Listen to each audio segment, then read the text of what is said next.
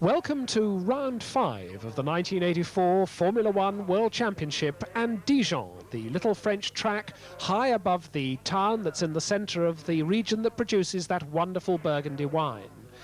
The French Grand Prix alternates between this circuit here at Dijon and the Paul Ricard circuit. Dijon, tight, hilly, lots of corners, only 2.4 miles, but this very long straight where the field are assembling now before the start of a 79-lap race. We had torrential rain in practice yesterday, so it was Friday's practice time which put this man, Patrick Tambay, and the French Renault on pole position. France and Renault have had a very good record for the French Grand Prix, and although Patrick Tambay has had less luck so far this season than his teammate Derek Warwick, he was very quick on Friday, quicker indeed than this man, Elio De Angelis, also using the Renault engine, although of course he drives a Lotus, the Italian De Angelis second quickest. Here's the reigning world champion who's having such a bad year so far, the little Brazilian Nelson Piquet, always cheerful, but surely soon he must score his first points of the season and break his duck. And Keke Rosberg, a man who likes Dijon because it was here that he scored his first Grand Prix victory in the year that scored him the World Championship title. Honda engine, of course, in the British Williams. Alain Prost, the current World Championship leader, with the very fast, very reliable McLaren. Not quite so quick in practice here on Friday, but nevertheless a man who wants to beat Renault on his home ground because they're the team that he was fired from at the end of last year. And here's the other Lotus driver, Britain's Nigel Mansell, another man who has yet to score a championship point this year. But surely soon his luck must change. So the whole 26-car field lined up on this long straight at Dijon, because although it's a twisty circuit round the back, uphill and down with hairpins and tight corners, the circuit also has this very long straight, and in practice, in qualifying trim, the cars were just touching 200 miles an hour at the end of this long straight before the double right-hand downhill corner of Villeroy. So Patrick Tambay leads the field away in Renault number 15. Elio De Angelis follows behind in Lotus number 11. Both of these cars, of course, using the V6 Renault engine. Then it's Nelson Piquet with the Brabham BMW. Keke Rosberg with the Williams Honda. Championship leader Alain Prost with the McLaren. There was Derek Warwick with the second Renault. The rest of the field following through, but behind Prost on the grid, it's Nigel Mansell in the second Lotus. Then we get Warwick back in 7th place on the grid, and Winkelhock, who was quick again in practice with the BMW-powered ATS from Germany. Niki Lauda is 9th on the grid with the Marlboro McLaren, and alongside him, Michele Alboreto in the fastest of the two Ferraris, so Ferrari's not showing so well in practice here. Then it's Ayrton Senna, very quick in the new Tolman Hart, the latest car from the little British firm, and Thierry Boutsen with the BMW-powered Arrows. Then it's Patrese and Cheever in the two Alfa Romeos, Fabi in the second Brabham, Cecotto in the second Tolman Hart.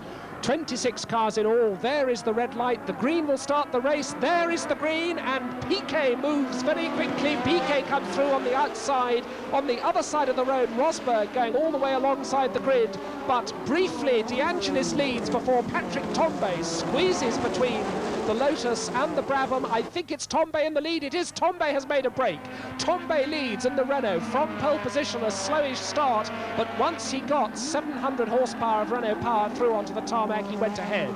De Angelis is second. Nigel Mansell has made a very good start up to 3rd place. So it's Lotus's second and third. It's Renault leading. Keke Rosberg is up there somewhere, so is the Brabham of Piquet, but it's Tambay who leads. Patrick Tambay coming through the upper section now, coming down towards the long, long right-hand downhill corner. The Courbe de Prouas, Renault, Lotus, Lotus, it is Rosberg in 4th place in the Williams, Piquet is there in 5th place, and 6th it looks like Derek Warwick in the second Renault. So 3 Renault engines in the first 3 places. Tambay leads, De Angelis leads, Mansell leads Rosberg as they come to complete the first of 79 laps, and Tambay is getting away. And Warwick is challenging Piquet. Piquet on the inside, Warwick on the outside. Warwick goes round the outside on the entry to Villeroy. Alain Prost is just behind them. Tambay still the leader. This is the second lap, and Tambay trying to make an early break. through the long downhill left-hander at Sablière, onto the uphill parabolique hairpin. There's one of the Ferraris well down. There is Niki Lauda coming through. In fact, Niki Lauda stuck there behind the ATS of Winkelhock. The rest of the field storming through, but at the front, the Lotuses in second and third places. Nigel Mansell going very strongly indeed, has closed up with his teammate Elio De Angelis. Rosberg now under threat from Derek Warwick, and Prost is threatening the Brabham of Piquet just in front of him. There goes Prost. Prost challenging Piquet. Can't make it. Piquet shuts the door. McLaren number 7 has to hang back. And there's a Ferrari behind Prost. That is Michele Alboreto, who has also come through. This tight, twisting, hilly Dijon circuit showing lots of excitement for us, as it has every time there's been a World Championship Grand Prix here. Here's Arnoux in the second Ferrari, Senna, Boutsen, Theo Fabi and the two Alphas. Then there's Martin Brundle in the Cosworth-powered Tyrrell, going well in midfield. And there's Patrick Tombe going very well indeed at the front of the field, and still building up a bit more of a cushion on every lap from the two Lotuses in second and third places. In fact, De Angelis under real threat now from his own teammate Nigel Mansell. I wonder what will happen here. Is Mansell going to be able to find a way past? And Warwick has moved up into fourth place. It's now Warwick fourth, and look at the battle going on behind Warwick as Mansell challenges De Angelis. And Prost coming through. Prost all the way up the inside, tries to force his way past Nelson Piquet, can't do it, but the Williams there dropping back of Rosberg. A wonderful battle going on among the upper positions. Look at this trio here. It's Piquet, it's Prost, it's Rosberg. The three of them together chasing Derek Warwick, who's the new fourth man. Renault-powered cars first, second, third and fourth. A BMW-powered car is fifth.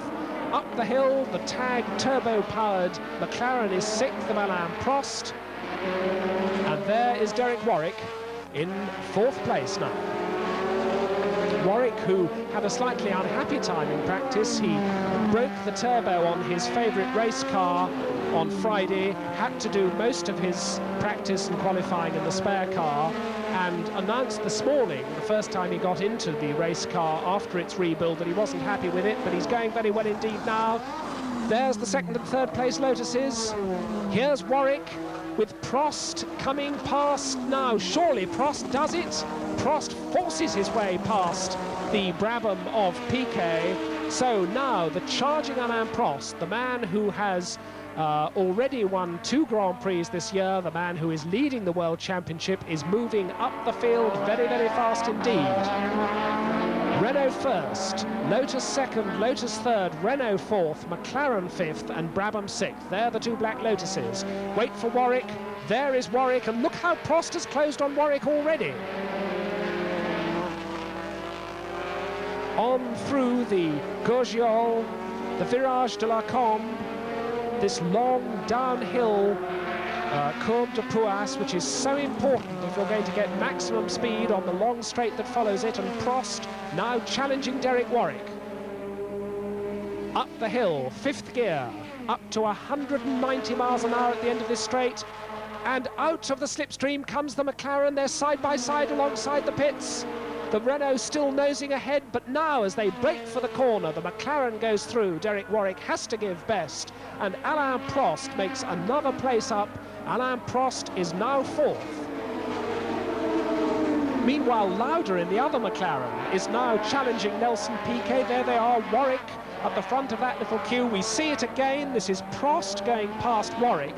Behind them, you can see the white Brabham of Piquet with the challenging red and white McLaren of Niki Lauda. So the McLarens, both of them moving up. Prost gets by Warwick.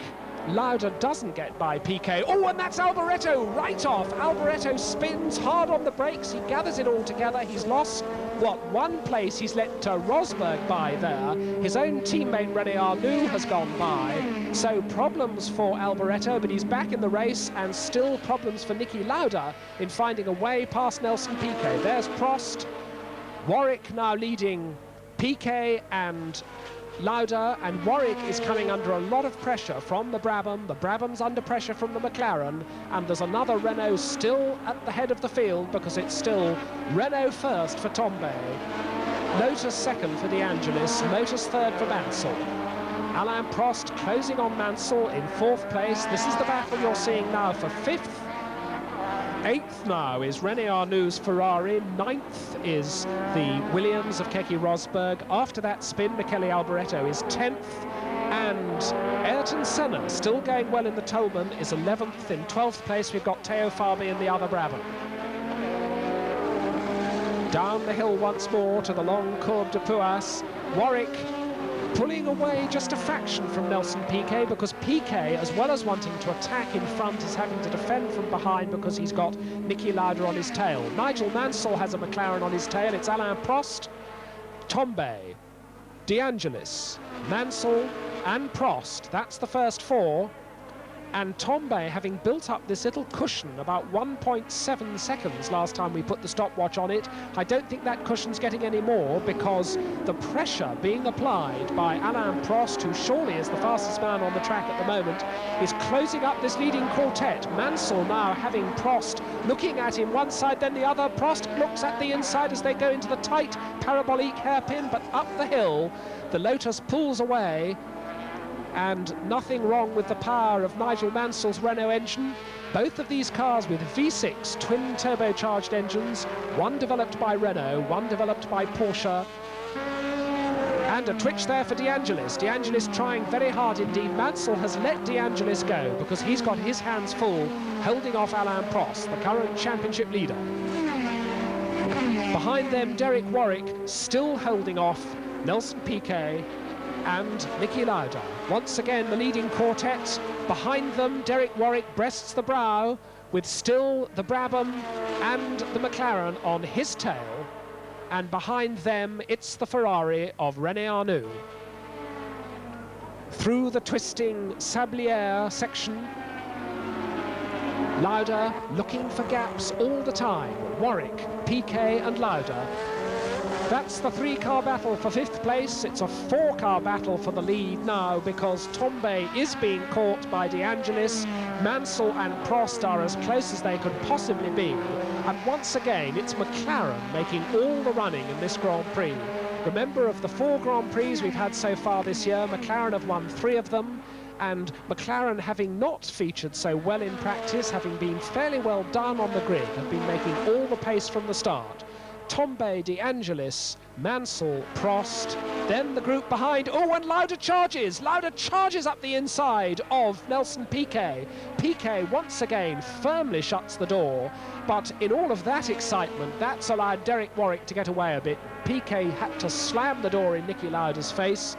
The Ferrari of René Arnoux is not far behind Lauda, but Lauda absolutely determined to get past Nelson Piquet. Lauda definitely being held up now. And it's these 2 McLarens that are making all the pushing, through the parabolique, up the hill, behind the trees, over the brow, Warwick, Piquet and Lauda. Arnoux still 8th with the Ferrari, Rosberg is still 9th with the Williams, and Alboreto's 10th with the second Ferrari. Fabi's Brabham number 2 is 11th, and Senna, still going well in that new Tolman, is 12th. Battles all the way down. This is lap 10. They're already with the back markers. That is Jonathan Palmer's Ram being lapped.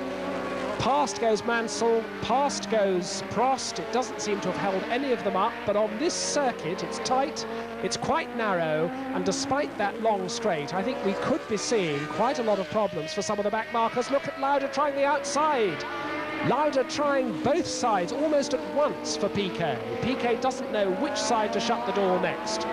Lauda on the inside now, Lauda alongside, and Lauda all the way around the outside now of the downhill left-hander, and Piquet could do absolutely nothing about that. Piquet, in fact, has fallen well back. We see it again. Lauda, having been worrying the back of the Brabham like a terrier, gets easily alongside before the left-hand downhill curve of Sablière. And that's Beloff, that's Stefan Beloff parking the Tyrrell.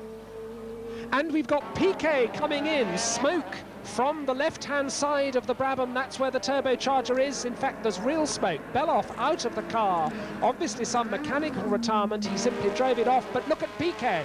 Piquet's car is well and truly on fire. Obviously a turbocharger failure. They've got the fire extinguishers on the car. Piquet gets out fairly leisurely. But once again, the world champion, the reigning world champion, Nelson Piquet, is out of the race. He's still scored no points at all, but look at Prost. Prost is after more points. Prost is tucked in behind Nigel Mansell. He's alongside. Mansell closed the door on the right. Prost said, no problem, I'll go to the left, and he drove all the way around the outside of Mansell. And now, so Alain Prost's progress up the field has taken him to third place. De Angelis still second. There's De Angelis going out of the corner on the replay. Mansell clinging to the right-hand side of the road. Prost going all the way down the outside, leaving his braking as late as possible. So Tombe leads, De Angelis second, Prost is now third and charging. Nigel Mansell demoted to fourth. Derek Warwick is still fifth. But not for long, I think, because the McLaren number 8 is emulating its teammate number 7 and is moving up. There is the leader, Tombe. But Lauda is with Warwick. Lauda is past Warwick down the straight. Niki Lauda passes Derek Warwick and moves up now into 5th place. So it's Renault first. It's Lotus second. It's McLaren third. There is the battle for second and third places. And it's now in 4th place, Nigel Mansell. In 5th place, Niki Lauda, and down to 6th place goes Derek Warwick. Renault's 1st and 6th. It's all about Renaults, Lotuses and McLarens in the first 6 of this race. And Alain Prost is closing all the time on Lotus number 11 of Elio De Angelis. Down the straight, there goes Tombe, number 15, that's the leader. There are 11 and 7, the battling second place men, and there comes Lauda already. Lauda is already up to Mansell. Lauda is past Mansell indeed. It's now McLaren's 3rd and 4th, and I think that Alain Prost wants that 2nd place. That's the order at the end of 15 laps. We're a lap ahead of that now, with Mansell demoted by Lauda. Warwick still there in 6th place. Tombe, of course, still the leader. This is the battle for second. Elio De Angelis of Italy, Alain Prost of France. This long straight is where Prost has got to do it. He's got to get tucked in behind that Lotus and use the slipstream to tow. He does. De Angelis could do absolutely nothing about it. The McLaren goes all the way around the outside and into the curve of Villeroy, and the McLaren is ahead. It's McLaren second, it's Lotus demoted to third. So Patrick Tombe still the leader. Alain Prost, the new 2nd place man for McLaren. Elio De Angelis is now third, and we see it again, an absolutely straightforward manoeuvre. He's as close to the back of that Lotus as he can be, and he uses the suck of the slipstream to help his 700 horsepower McLaren on its way past. Meanwhile, the leader is right up with a gaggle of back markers, and that's going to help Alain Prost as well. Prost shaving the circuit, cutting every corner as tight as he possibly can. They've got the Ghinzani Ozella to pass. The Baldi Spirit has just been passed by the leader. There goes Tombe to, in fact, he doesn't get past Ghinzani there. And that has delayed Patrick Tombe quite a bit. And Alain Prost is right up behind the white Spirit of Baldi, which also has to be lapped. The blue flags are waving from the marshals to tell Ghinzani he's got the leader behind him and he's delaying him. And now Ghinzani does stay out of the way. Baldi, having his own little race, makes up space there, tries to get up with Ghinzani, and Alain Prost simply has to sit there and wait. Alain Prost stuck behind those 2 slower cars, so Tombe now gets a bit of respite. There's the blue flag waving from the marshals, but now only does Niki Lauda get past Baldi. He's still got Ghinzani to pass, and that has helped Patrick Tombe to break away just a little bit. Meanwhile, 4th man Lauda is right up to 3rd man De Angelis. That is one of the Rams coming into the pits. It's Jonathan Palmer. Alain Prost being credited there with the fastest lap of the race so far. Prost gets past Ghinzani and now has a clear piece of road between himself and the leader. There is René Arnoux, who himself is charging up to Derek Warwick. So Renault's under pressure. Renault leader under pressure from Alain Prost. Derek Warwick further down under pressure from the Ferrari of René Arnoux. And that's the ATS. You might have seen a glimpse of it coming out of the pits earlier. Winkelhock has already had a pit stop, but clearly his race is run, all sorts of troubles for him. And this is Niki Lauda attacking Ilio De Angelis. Niki Lauda attacks and passes De Angelis alongside him on the inside. Just the right way to do it for the right-hander that follows. Meanwhile, Warwick and Arnoux are working their way through those back markers, but we've now got McLaren's second and third. Still Patrick Tambay has this lead, still Alain Prost pursues him. And what about the performance of these amazing McLarens? They are certainly setting the pace of this race. A puff of smoke there, somebody's had a problem. It's Johnny Cecotto in the Tolman. That looks like a pretty comprehensive blow-up. The leaders fighting their way through the smoke. Johnny Cecotto parks the Tolman on the right-hand side of the circuit out of the way. And Tambay now has another gaggle of back markers to work his way through. Alain Prost waiting for a mistake. There's the blue flag from the marshal saying to the two slower cars in front, look out, you've got the leaders breathing down your neck. It's actually Andrea De Cesaris and Eddie Cheever.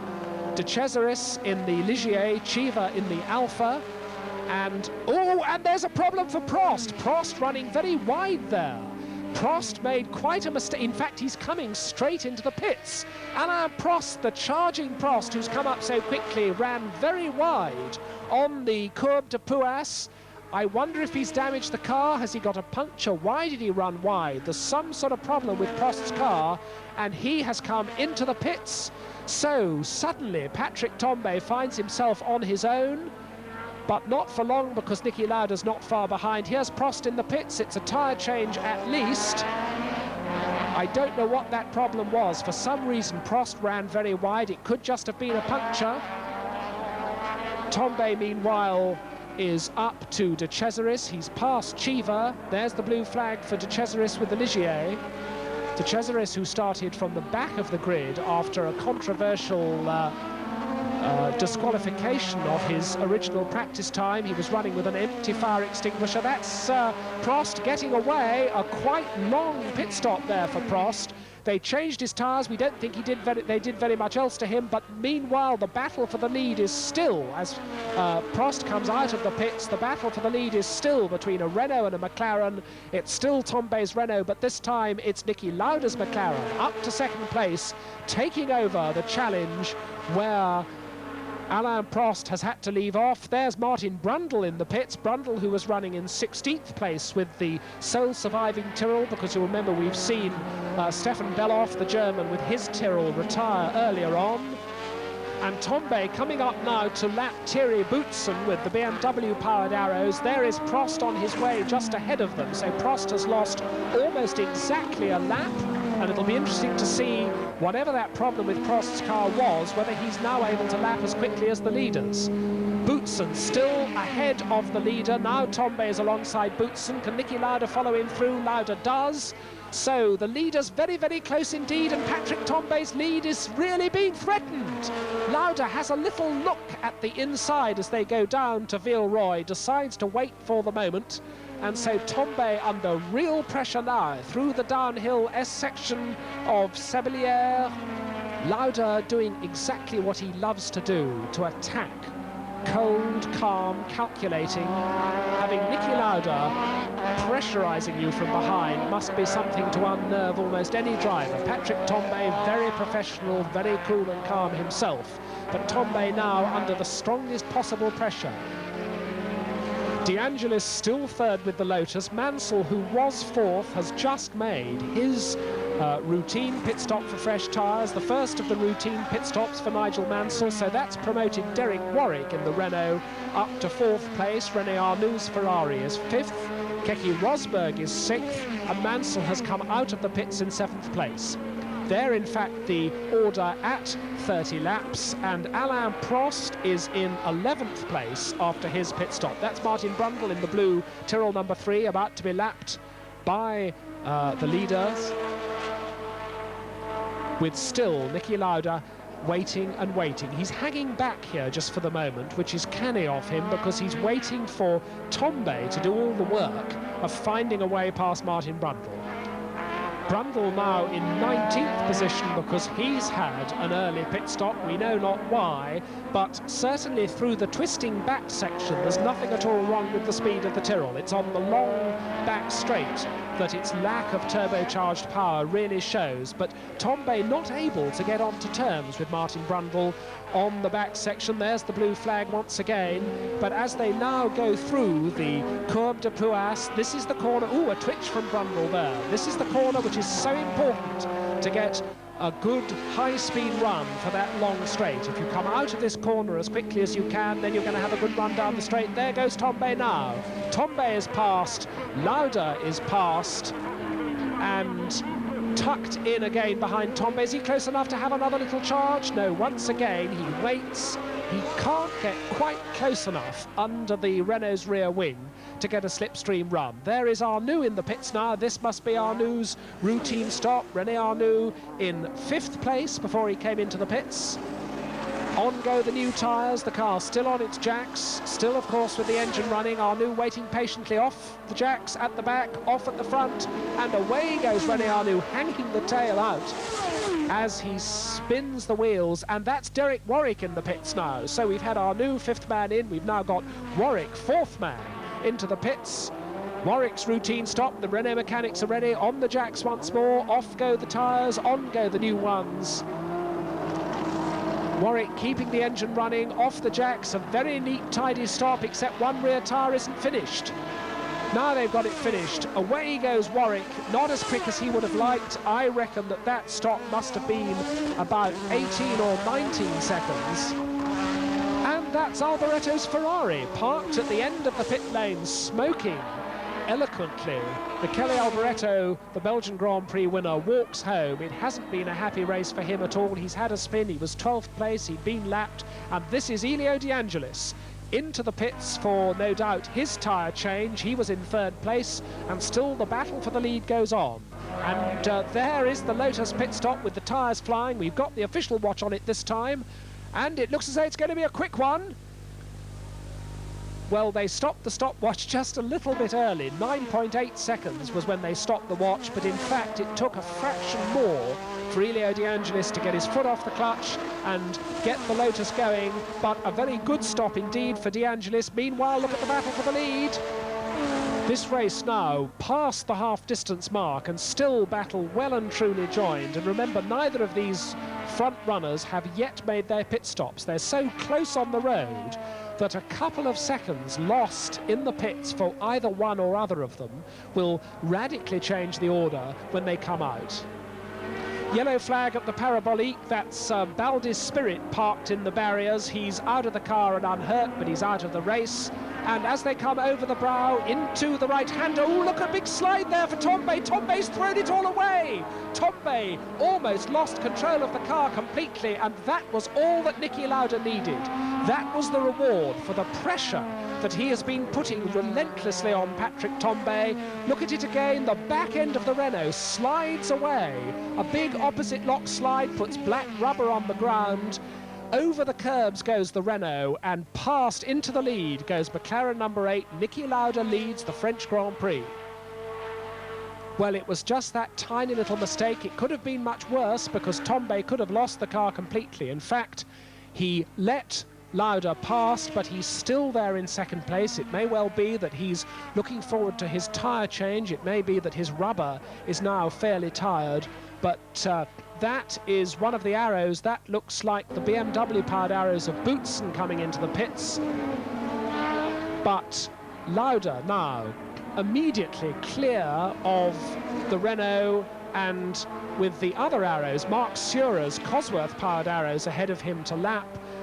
Lauda's mirrors are almost empty of Patrick Tombe's Renault. Tombe has definitely dropped back. There, oh, a big twitch there for Boutsen, who comes bouncing over the bumps out of the pit lane. So with 42 of the 79 laps completed, let's look down the order. Niki Lauda, the new leader with the McLaren. Patrick Tombe in 2nd place. Nigel Mansell has come through after his routine stop to third place. Remember, neither of the two leaders have made their stop. That's Ginzani bringing the Ozella in for his stop. Derek Warwick is now fourth. He has stopped. Keke Rosberg is fifth, and he hasn't yet stopped. De Angelis is sixth with the second Lotus, and he has stopped. But Alain Prost in the other McLaren, who remember lost almost a lap earlier on, is up with De Angelis, and he's passing De Angelis now. The two cars almost touching wheel to wheel past the pits. That is Alain Prost getting back into the top six by passing De Angelis in the Lotus. Alain Prost is now back into sixth place despite losing nearly a lap early on. And that is further proof, if any proof were needed, with Lauda leading the race, of just how quick these McLarens are. And this is the second place man in the pits. This is Patrick Tambay. This is a very, very important stop indeed. If this one goes quickly and Lauda's doesn't go so well, this could affect the whole outcome of the race. Front tyre going on there, off the jacks. Tambay is away, spinning the wheels, fighting for grip over the bump out of the pits. We made, by unofficial hand timing, that pit stop to be 10.5 seconds. So it was a very good, a very quick one. And in several races this year, McLaren, despite their speed, haven't been quite so lucky in pit stops. So let's see what's going to happen when Niki Lauda makes his stop. That's Keke Rosberg, who's just been passed by Alain Prost. So the progress of Prost up the field continues. Remember, Prost did have that early stop for tyres. I don't know whether that means he can run the whole distance with no further stop, but anyway, it's now McLaren's first. There's number 8, Niki Lauda, the leader, and McLaren fifth with Alain Prost. There is, in fact, Rosberg coming in for his stop now. So Rosberg, who was just demoted to sixth place, gets his fresh set of tyres. And the Brabham's coming in. The sole surviving Brabham, number 2, Teo Fabi, is also coming in. This could be quite a traffic jam because the Brabham pit is next door to the Williams pit. There is Fabi. Fabi is in, and Rosberg had to wait for the Brabham to get into its position before he could take the Williams out of the pits. So Fabi gets his fresh tyres, and the car falters. Oh, yes, it takes a long time to get away. Fabi finally gets back into the race, but he is now looking down the lap chart. He's now down in 12th place, and of course he's a lap behind this man, the leader, Niki Lauda. Lauda with only 1 point score so far this season, and that was Kyalami, where he scored 9 points for a win. But remember, McLaren have won 3 out of the 4 Grand Prix so far this year, and both their cars running very strongly now in 1st and 4th places. Still Nigel Mansell is 3rd. Still Patrick Tambay, with his pit stop safely made, is 2nd. And remember, Niki Lauda has a pit stop still to come. Lauda, of course, using Michelin tyres with the McLaren. Tambay in 2nd place, also on Michelin's. But the 3rd place Lotus uses Goodyear's. Up that steep hill from the Parabolique, over the brow. This is where it all went wrong for Tambay. You can still see the black smear of rubber in the road where Tambay had that wicked slide, which he caught so quickly, but it was enough to change the lead of the race. Up on the long haul. Oh, yes, that car bottoming. That was Fabi's Brabham. It's quite bumpy on this long approach to the straight, and that is the other Williams coming in. That's Jacques Lafitte. Jacques Lafitte running down in 9th place at the moment. They're finished at the back, they're finished at the front. Jacques Lafitte rejoins the race. Meanwhile, 4th man Warwick is up to 3rd man Mansell. Here they are lapping Brundle as Lafitte comes out of the pits. Behind there's like, oh, something flying off a car there. That was part of Eddie Cheever's rear wing. The left-hand side of Eddie Cheever's rear aerofoil on the back of that Alfa Romeo just flew off the car. You could see the car weaving, almost out of control under braking as he slowed it at the end of the straight. There, Eddie Cheever cruising slowly back to the pits with half the rear wing missing, and that could have been a very nasty moment indeed. Niki Lauda had in fact just lapped the Alfa Romeo. There's the gap now, 32.8 seconds between Lauda and Tambay. But remember, Niki Lauda has not yet made his pit stop. So this race is not over yet. 32 seconds should allow ample time for the McLaren to slow down, come into the pits, be stationary for 10 to 12 seconds, which is what a really quick stop for tyre change should take, and then accelerate out again. But it'll only take a jamming wheel nut to change the whole face of the race. So Lauda with that pit stop, I would think not very far away, still on the tyres he started the race with, working his way through these back markers, through the twists and turns. Goodness me, there's Mauro Baldi's car back on the circuit.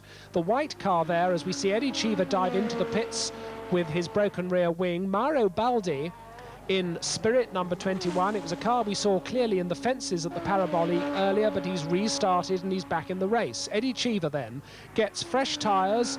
Are they going to be able to replace that rear wing? They don't seem to have noticed yet that the rear wing's broken. Yes, one mechanic has noticed. He's rushed off to the back of the pits to get another one. Niki Lauda now in the Parabolique, lapping Mauro Baldi's Spirit on the corner where Baldi crashed earlier on before restarting. And Lauda accelerating smoothly on his way through the left-hander at Giorgiol, on down to the right-hander of La Combe, steeply downhill into the Curve de Pouas. And Lauda now must be thinking, when is he going to make this pit stop? That's Fabi. Oh, here is Lauda making his pit stop. Lauda is coming into the pits. This is the most important pit stop of the race. Lauda comes in with the McLaren mechanics waiting. Now, he had a 32-second lead over Patrick Tambay. If this pit stop is quick, he's going to be able to come out in the lead. If it goes wrong, it could give him a problem. The stopwatch is running, the tyres are going on. Meanwhile, we've got Mark Surer come to a halt in the Arrows out on the circuit.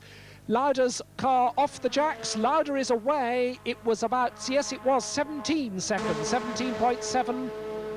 That's a good 7 or 8 seconds longer than it should have been, and Patrick Tambay has gone through into the lead. So Niki Lauda's pit stop slow, and that's Derek Warwick in the fences. That incident we saw with Mark Surer, this is the other half of it. Derek Warwick apparently trapped in the Renault quite badly damaged there, and we're getting news that what happened was that Derek Warwick, following Nigel Mansell, they came up to lap Mark Surer. Surer and Warwick touched. Surer has stopped. He's out of the car and unhurt. They're getting Derek Warwick out of the car. He seems to be trapped by one of his legs. The Renault very comprehensively out of the race. And here is our new leader, Patrick Tambay, in Renault number 15, on his way. So 25 of the 79 laps still to run here at Dijon. Patrick Tambay and Renault back in the lead. Niki Lauda demoted by his pit stop into second place with the McLaren. Nigel Mansell still there with the Lotus in third place. And the retirement of Derek Warwick, the unlucky retirement of Derek Warwick, has promoted Alain Prost in the other McLaren, despite that early pit stop, into fourth place. Elio De Angelis is now fifth, and back in the picture in sixth place, René Arnoux with the Ferrari. Keke Rosberg is seventh, a lap behind. In eighth place, it's now Rosberg's teammate Jacques Lafitte. And there you see the gap between the leaders, 11.3 seconds between Tambay and Lauda. It was 14 seconds on my watch when Lauda first came out of the pits, so already Lauda has made up 3 seconds in a couple of laps, and Tambay's lead is certainly not secure. Renault, who've won the French Grand Prix traditionally so many times, Patrick Tambay, the Frenchman, on his home ground. Renault very anxious after a lot of bad luck this season to put on a good show in front of their home crowd, but Niki Lauda determined to challenge and to fight back after that rather scrappy pit stop with the McLaren team. Tambay then breasts the rise to complete 55 of the 79 laps now. Over the start-finish line he goes, and there behind them is one of the Williamses about to be lapped, and it's Rosberg indeed, and behind him Lauda. So there you get an idea of the gap. It was 11 seconds on the official timing just a lap ago. I think it's already less than that.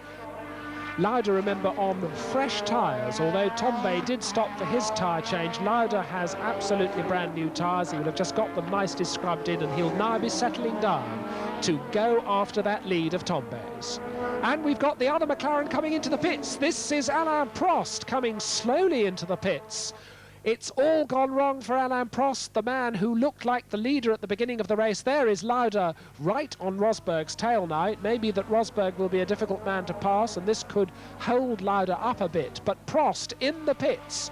Now, is this just the routine tyre stop that he should have had at half distance? Remember, he did get a fresh set of tyres early on after running wide. The tyres are all on, but he's shaking his head. The car still in the pits, and the McLaren mechanics are working on the front left-hand wheel. It looks like is it a brake problem or a wheel hub problem? Certainly, yes, they're starting actually to dismantle the hub there, and already the stopwatch running at over half a minute. So Prost's run back up the field after that early stop to fourth place, all gone to naught. McLaren number 7 sitting in the pits. McLaren number 8 closing all the time on Tombay. 7.4 seconds the gap now between the leader and the second man.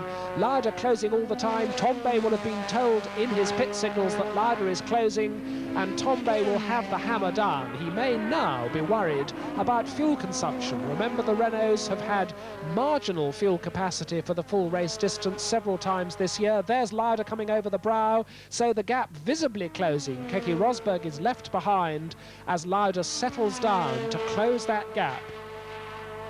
Third man Mansell over the brow with the Lotus, so Mansell in third place, not that far behind either. This race still very much alive as Patrick Tombay once again defends a lead, and once again Niki Lauda chases him.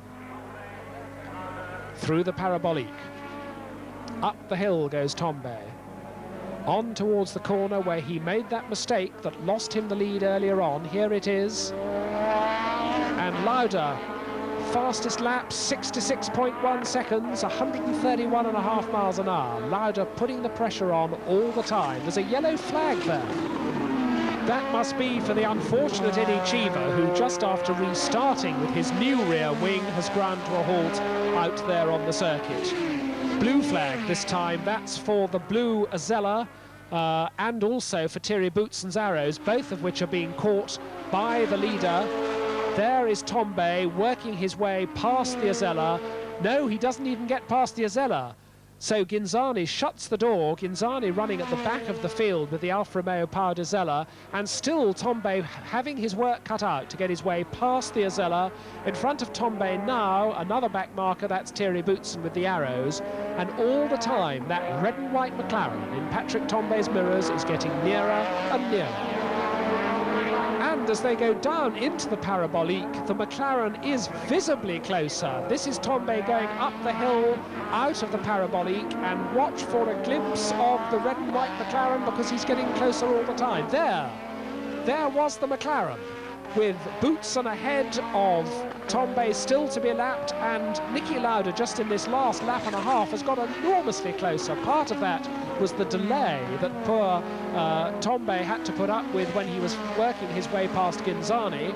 But now as they go up the steep incline over the brow, still Boutsen is to be lapped, and absolutely there is the red and white McLaren.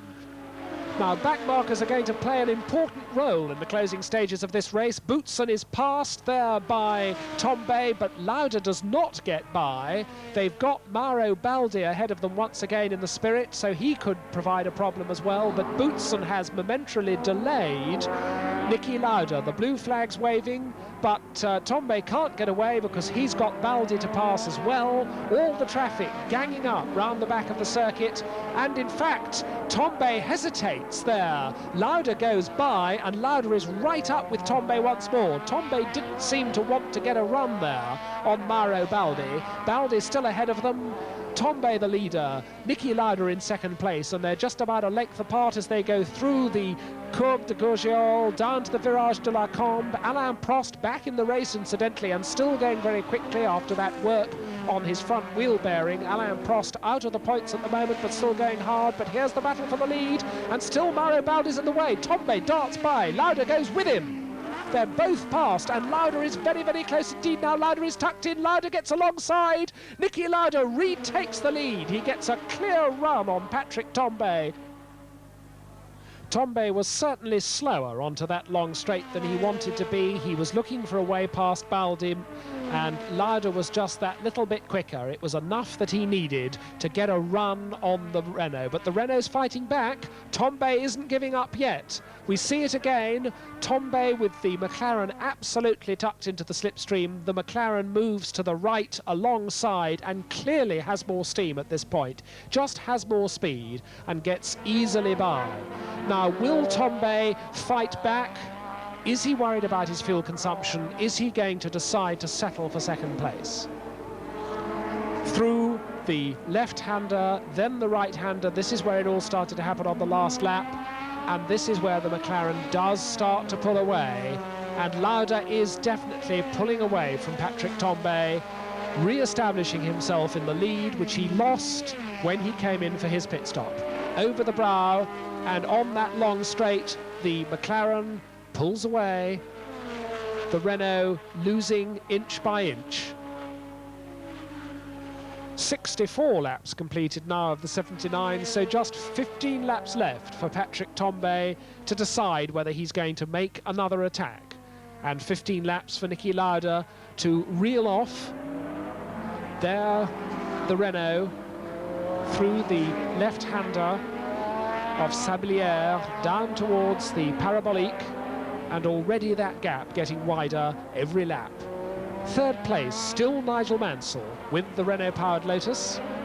Mansell, since the retirement of Derek Warwick, rather more on his own. We've had word, incidentally, of Derek Warwick. Apparently he was trapped in the cockpit briefly because part of the suspension punched a hole in the monocoque and trapped him by his right shin. He's out of the car, he's got some bruises on his leg, but apart from that, apart from being very disappointed at having to drop out of the race just when he wanted to set about attacking Nigel Mansell, he's in good shape. In fourth place now then, it's René Arnoux. There you see the order, there you see the gap indeed. It was 1 second at the end of 63 laps, the gap between Lauda and Tombe. It's more than that now. And 11 seconds behind Tombe is Mansell. So Tombe can't settle in too relaxed a manner for second place because Nigel Mansell is still charging hard in third place. René Arnoux fourth, Elio De Angelis fifth, so both the Lotuses still in the race, and Keke Rosberg in sixth place with the Williams Honda. It's Rosberg's teammate, Jacques Lafitte, in seventh place, and the amazing Alain Prost is still going hard. He's in ninth place now behind Theo Fabi. And that's René Arnoux, the fourth place man in the Ferrari, being caught by Alain Prost. They're on different laps, but just to show that Alain Prost is still driving as hard as ever, he is catching the René Arnoux Ferrari, even though Arnoux is a lap ahead of him. Meanwhile, we're back with the leader, number 8, Niki Lauda, with still the Tombe Renault within sight, but still slipping back all the time. And Patrick Tombe himself being caught, we think now, by third man Nigel Mansell. Lauda then, able to settle down to a drive to the flag.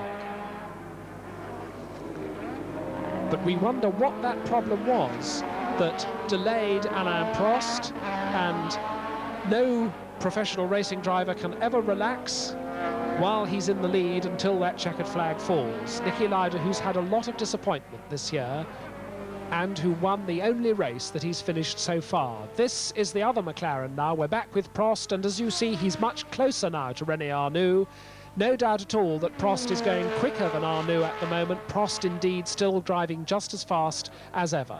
René Arnoux pulling out just a little bit, but his pit signals will have told him, don't worry about Prost, he's a long way behind you, concentrate on preserving that place. There is second man Tombe. There is leader Lauda. Niki, of course, very much the grand old man of Grand Prix racing now, 146 Grand Prix. If he wins this one, it'll be his 21st victory. And his career, needless to say, included that horrifying accident in 1976, which almost certainly cost him the World Championship that year, and from which he returned to win the World Championship the following year. Then, of course, 2 years away from Grand Prix racing completely, he decided, he said, that there were better things to do than drive round in circles, and he went off and ran an airline. 2 years after that, he decided that driving round in circles was fun after all. He came back into Grand Prix racing and almost immediately was winning again. One of the very great names of Grand Prix racing. And looking now across at his pit board, which will tell him exactly how long that gap is back to this man, Patrick Tambay, another man who turned his back on Grand Prix racing and went to race in North America before the sad death of Gilles Villeneuve a couple of years back gave him a place in the Ferrari team. This is Andrea de Cesaris in the Ligier, about to be lapped by the leader. De Cesaris, who drove for Alfa Romeo last year, now with the all-French Ligier team, French chassis and French Renault engine. And past goes Lauda, no problems at all. The Ligier started from the very back of the grid after a controversial discussion as to whether he should be allowed to start the race at all. In the end, his own Ligier teammate, François Hainaut, stood down, and that gave Andrea de Cesaris a start.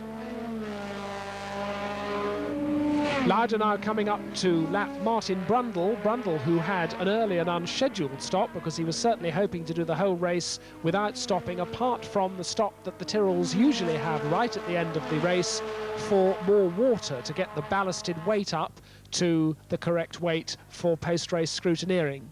4.24 seconds by our unofficial hand timing here was the gap as they crossed the start-finish line that time between Niki Lauda in the lead and Patrick Tambay in second place. 4.24 seconds, and that is a nice, comfortable little cushion for Lauda.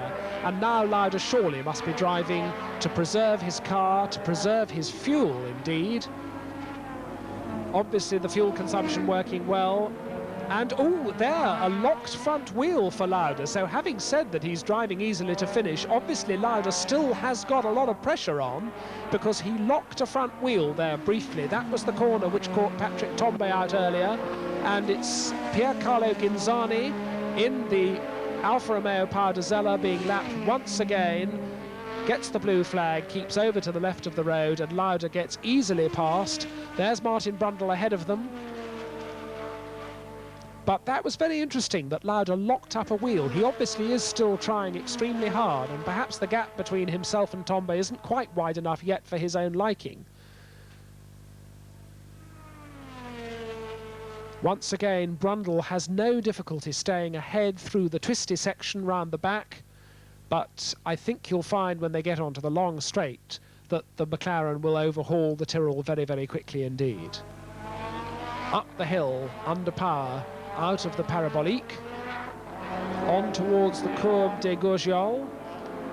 No locked brake this time for Lauda, but all the time getting closer to Martin Brundle. Now on the downhill section, the Courbe des Pouasses, and now Lauda gets very close indeed to the Tyrrell. He gets a run on Martin Brundle. Brundle currently in 12th place and keeps comfortably out of the way. He's looked in his mirrors, he lets Lauda past, and in fact tucks in behind to try and get a little bit of a tow out of the slipstream on the long straight. Tambay over the brow, and in sight the Ghinzani Azella 2, then de Cesaris in the Ligier. And that car coming over the brow there, that is the Williams Honda of the 6th place man, Keke Rosberg. He's a lap behind the leaders, but if he can keep going, he's going to earn himself a championship point here at Dijon today. Once more, Lauda down to the parabolique. The same constant line all the time, so neat, so tidy. Both these McLaren drivers with a robot-like approach to their motor racing, very calm, very dispassionate, very, very efficient. And indeed, Alain Prost is catching 6th man Keke Rosberg. He's perhaps not catching him quick enough to be able to make up that vital extra place to get himself into the championship points by the end of the race, but certainly Prost driving as hard as ever. Lauda past the pits once more, a glance across at the pit signals.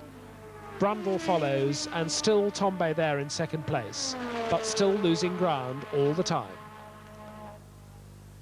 passing the abandoned Ferrari of Alboreto, but the other Ferrari, number 28, of René Arnoux, still there in 4th place. Nigel Mansell, we haven't seen much of him recently, but I can tell you he's still there in 3rd place. Once again at the Parabolique, reeling off these laps now in a rhythm.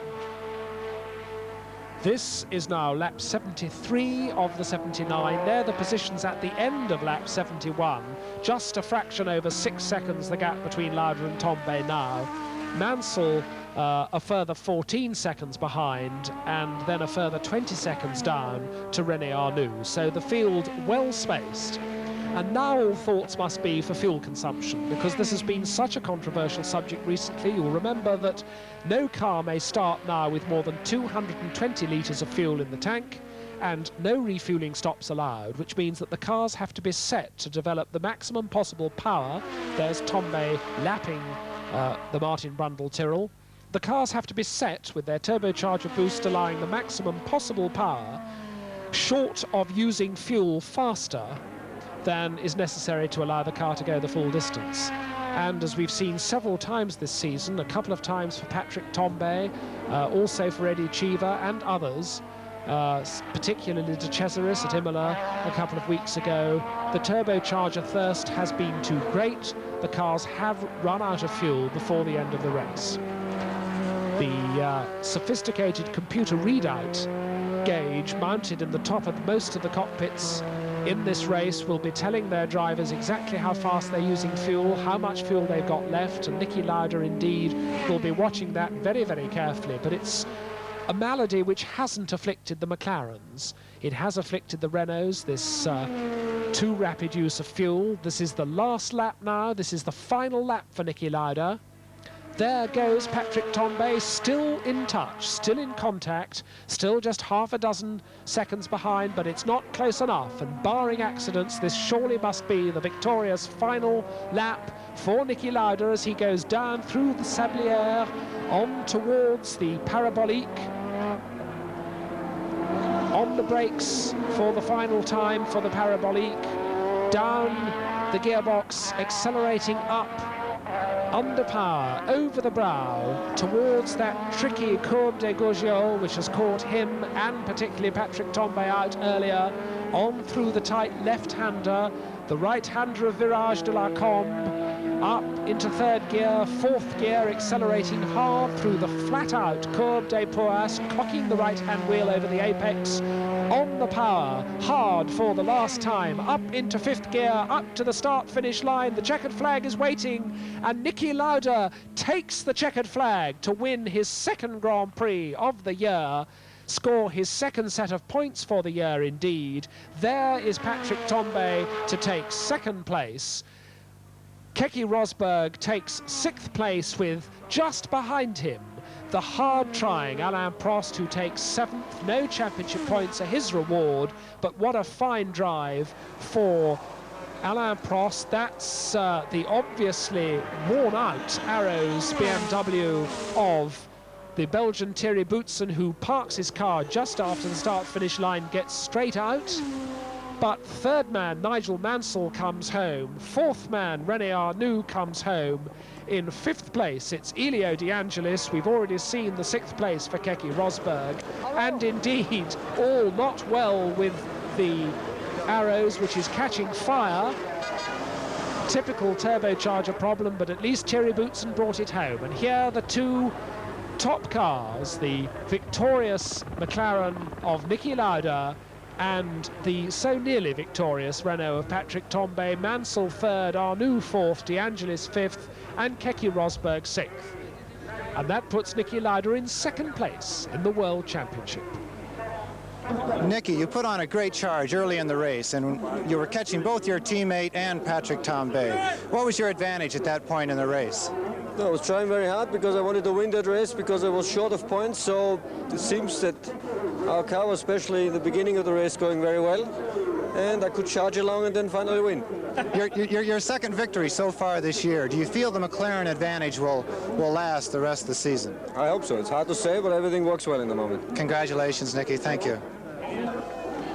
So no points for Alain Prost, despite his finish, only 7th, no points for that, but he still leads the World Championship with 24 points. Niki Lauda, the new second man, with 18.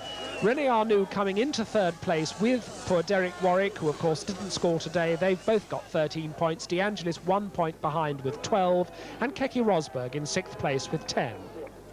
In the Constructors' Championship, a huge lead for McLaren. They have 42 points to Ferrari's 22 and Renault's 20.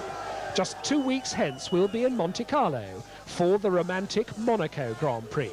Join us then.